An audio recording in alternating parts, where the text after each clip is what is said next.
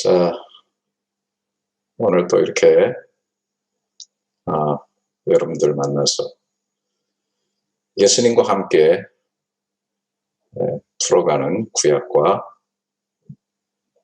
신약의 성경 전체를 같이 생각해보는 성경마다 첫 번째 시간을 가지게 된 것이 얼마나 감사한지 모르겠습니다.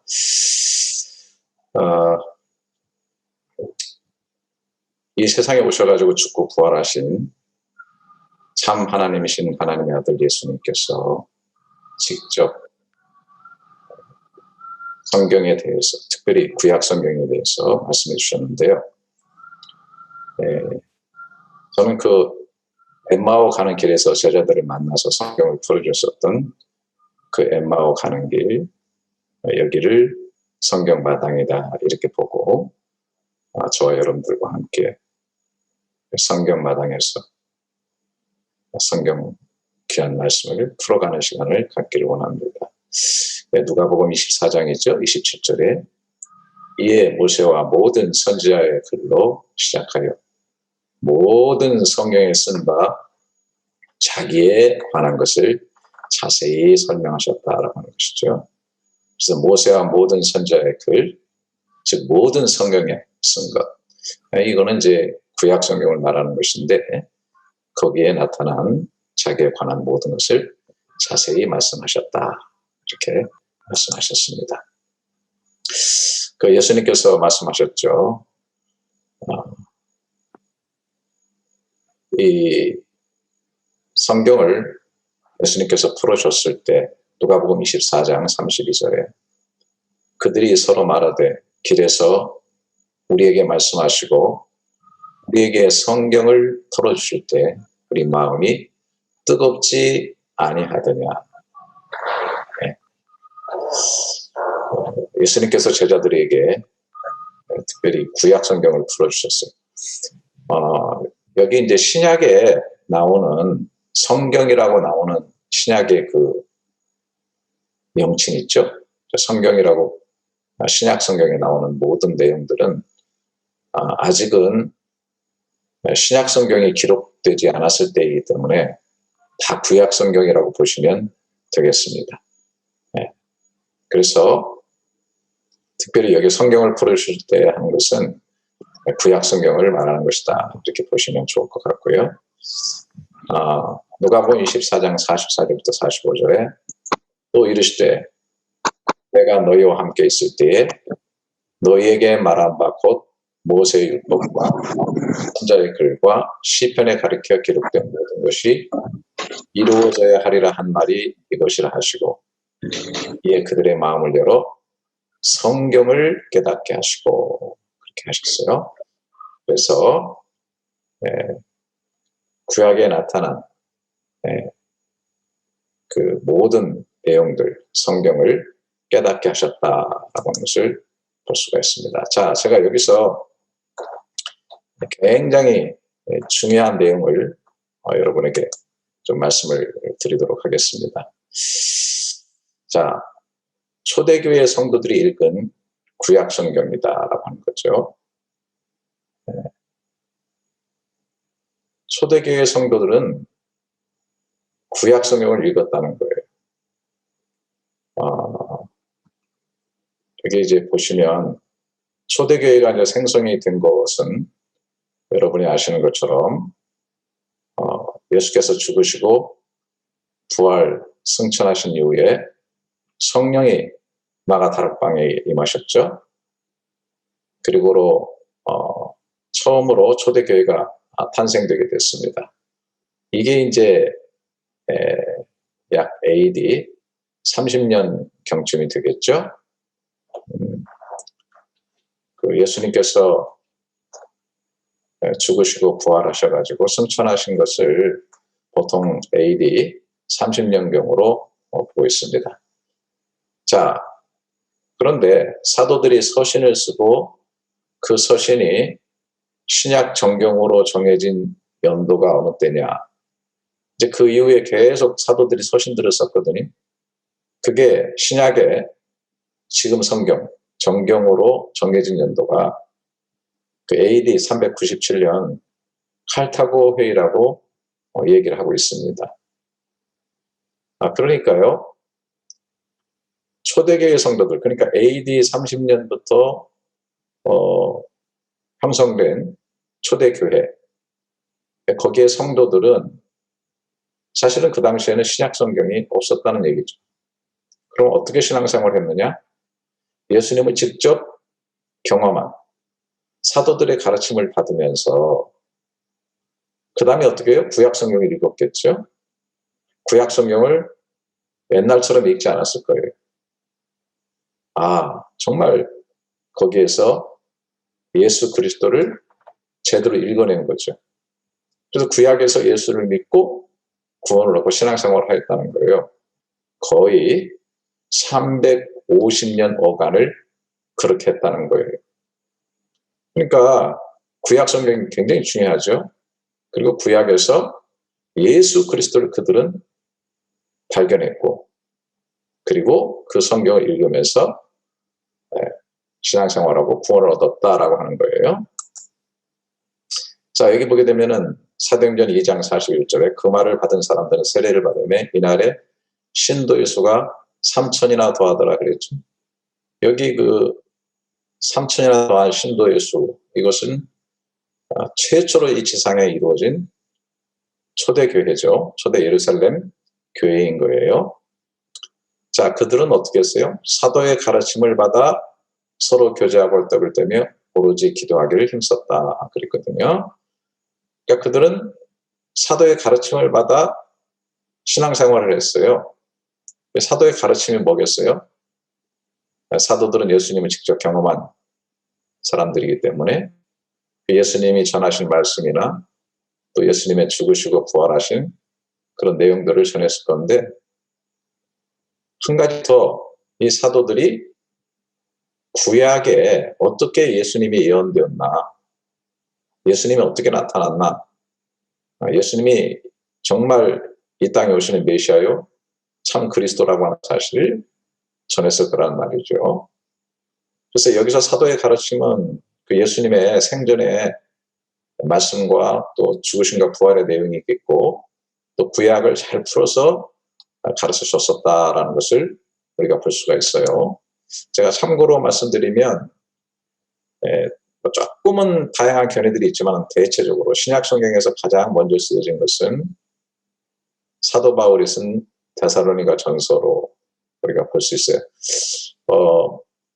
많은 사람들이 사복음서가 앞에 있으니까 마태복음이 제일 먼저 쓰여지고 뭐 마가복음 쓰여지고 그러지 않았느냐 이렇게 생각하는데, 실제적으로 사복음서에도 사실 먼저 쓰여진 것을 마가복음이라고 주로 보고 있고요.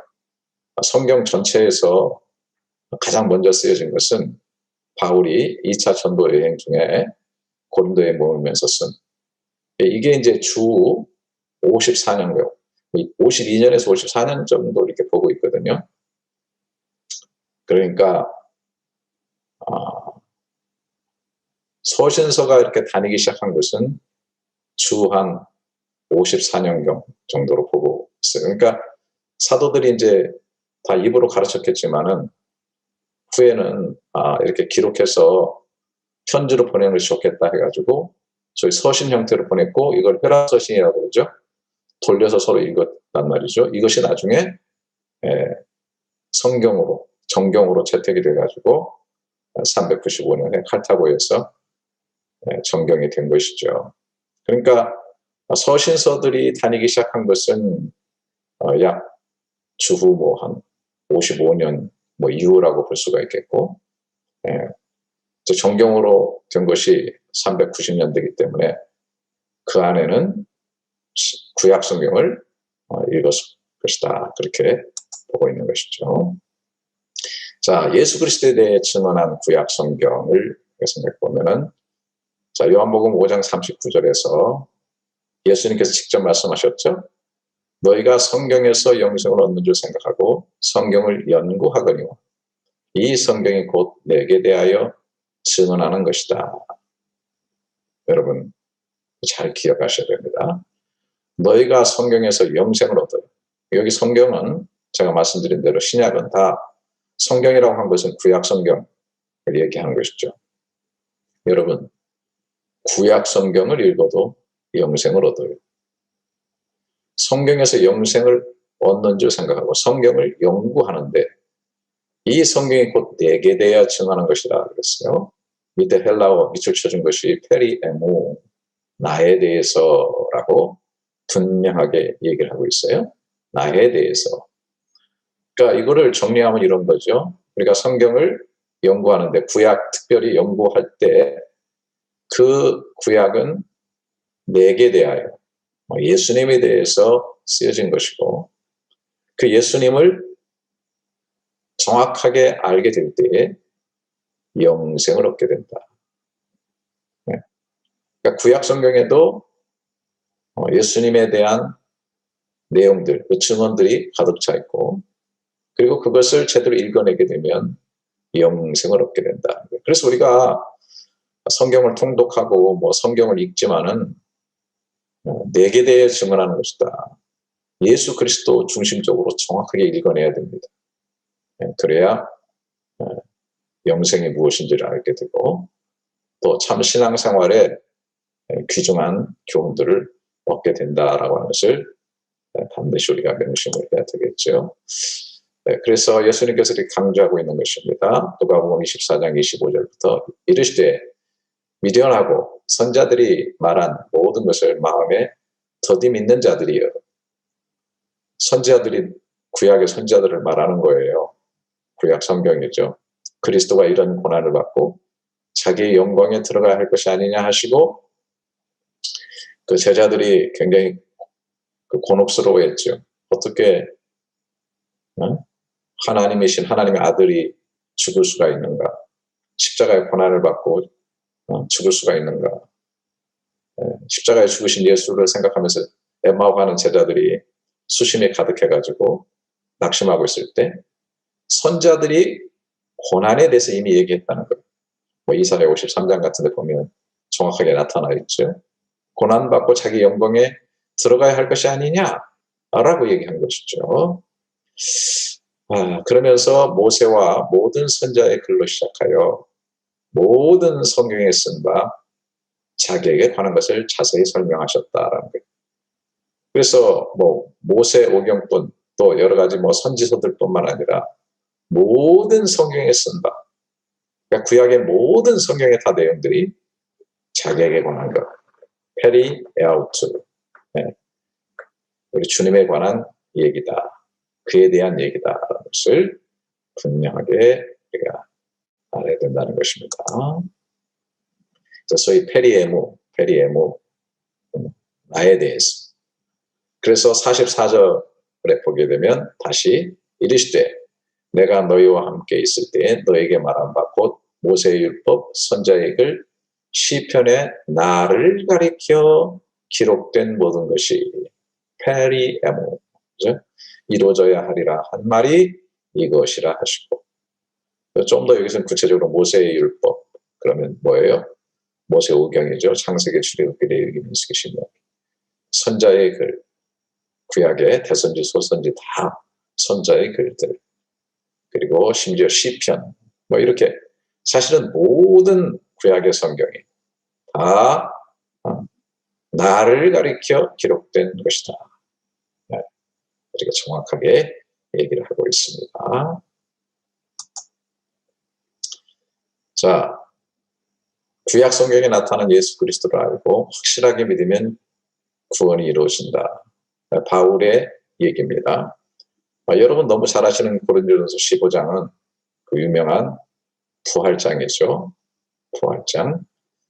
자, 1절부터 4절 너무나 중요한 내용이 있어요. 형제들아 내가 너에게 전한 복음을 너에게 알게 하노니 이는 너희가 받은 것이요 또 그 가운데 선 것이다. 이 전해진 복음 있죠. 그 복음이 뭔가 3절 4절입니다. 내가 받은 것을 먼저 너에게 전하였노니 이는 성경대로 그리스도께서 우리 죄를 위하여 죽으시고 장사 지낸 바 되셨다가 성경대로 사흘 만에 다시 살아났다. 이거를 굳게 지키고 헛되이 믿지 아니하였으면 그로 말미암아 구원을 받으리라. 성경대로 두 번이나 나오죠. 이게 구약 성경입니다. 그러니까 구약에 나타난 그 내용대로 예수님께서 우리 죄를 위하여 죽었고 장사지냄 받으셨다. 구약의 그 예언 그대로 사흘 만에 다시 살아나셨다. 이 사실을 굳게 믿고 헛되이 믿지 아니하였으면 그로 말미암아 구원을 받으리라. 그렇게 얘기를 하고 있어요. 물론 이것을 이제 나중에 확대하면은 신약 성경까지 다 우리가 얘기를 할 수가 있겠어요. 성경에 이렇게 힘을 실었습니다. 예수 그리스도의 십자가와 그 부활 사건이 시간과 공간을 초월해서 오늘 우리에게도 전달되어지고 그걸 믿음으로 우리가 구원을 얻죠. 그래서 성경이 중요한 겁니다. 그래서 바울은 여기 성경대로 그렇게 얘기를 하는데 이것은 여기서는 구약 성경을 말하고 있는 것이다. 보시죠. 자, 뭐 디모데에게 한 얘기도 있죠. 디모데후서 3장 14절 15절에 너무 잘 하시는 말씀. 그러나 너는 배우고 확신한 일에 거하라. 너는 내가 누구에게 배운 것을 알며 또 어려서부터 성경을 알았나니. 그러면 이 디모데가 어려서부터 알았던 이 성경은 뭐죠? 구약 성경이죠. 구약 성경을 배우고 있었습니다. 성경은 능히 너로 하여금 그리스도 예수 안에 있는 믿음으로 말미암아. 자, 여기 굉장히 중요합니다. 성경은 능히 너로 말미암아 그리스도 예수 안에 있는 믿음으로 말미암아 구원에 이르는 지혜가 있게 하느니라 그랬어요. 그러니까 그 성경에서 누구를 봐야 돼요? 그리스도 예수를 알아야 되는 것이죠. 그러니까 그 성경 안에 있는 그리스도 그 예수를 믿음으로 말미암아 구원에 이르는 지혜를 갖게 된다라고 하는 겁니다. 그래서 구약 성경에서 특별히 신약 성경은 말할 것도 없지만은 예수 그리스도를 제대로 발견하고 아는 것은 너무너무 중요하다라는 거예요.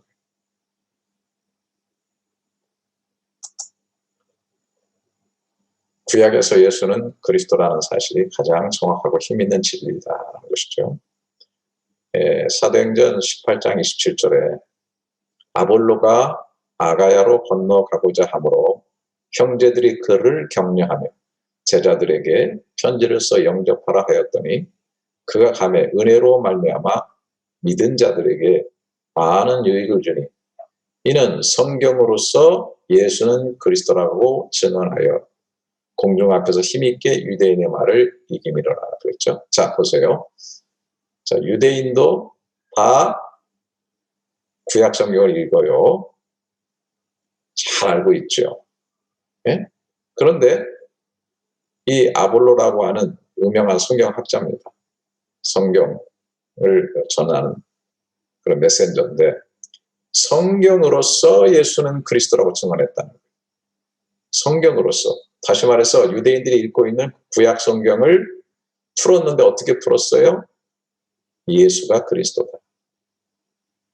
그러니까 예수 그리스도가 예수님이 메시아다, 오실 그리스도, 기름 부음 받은 자다라고 하는 사실을 그 구약 성경 안에서 증명하고 이야기하고 변증함으로써 그 유대인들 앞에서 유대인들의 말을 이길 수 있었다. 그러니까 구약 성경에 예수 그리스도가 그리스도라고 하는 메시아라고 하는 이 사실이 아주 탁월하게 나타나 있고 유대인들이 평생 성경을 읽고 암송하고 있던 이 유대인들이 꼼짝 못할 정도로 그렇게 정확하게 얘기했다라는 것을 우리가 볼 수 있어요. 자, 그래서 소위 핵심을 붙잡고 성경을 읽어가자는 것입니다. 자, 골로새서 2장 19절에 제가 좋아하는 말씀인데요. 머리를 붙들지 아니하는지라. 온 몸이 머리로 말미암아 마디와 힘줄로 공급함을 받고 연합하여 하나님이 자라게 하심으로 자라느니라. 사실 이 머리는 예수 그리스도를 이야기하고 있는데 핵심이라는 것이죠. 이 머리가 온몸을 이어가는 중심적 역할을 하잖아요. 그 머리를 붙잡고 가면 모든 걸 다 붙잡는 거예요. 머리에서 온몸을 제어하고 명령하기 때문에 그렇죠. 그러니까 신앙생활도 핵심을 붙잡고 신앙생활을 해야 된다. 그러니까 성경의 핵심이 누구냐? 머리가 누구냐? 바로 예수 그리스도라는 거예요. 그래서 그 내용을 조금 더 살펴보면 자, 골로새서 2장에서 이렇게 되어 있죠. 자, 2절에 보게 되면은 이는 그들로 마음의 위안을 받고 사랑을 세워나타내 확실한 이해의 모든 풍성함과 하나님의 비밀인 그리스도. 하나님의 비밀.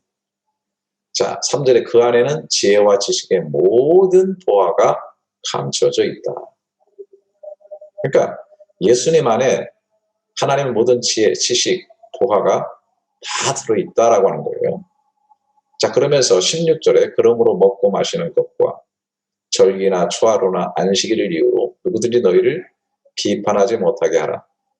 자, 먹고 마시는 거, 뭐 부정한 거, 깨끗한 거, 구약에는 다 그렇게 나와 있죠.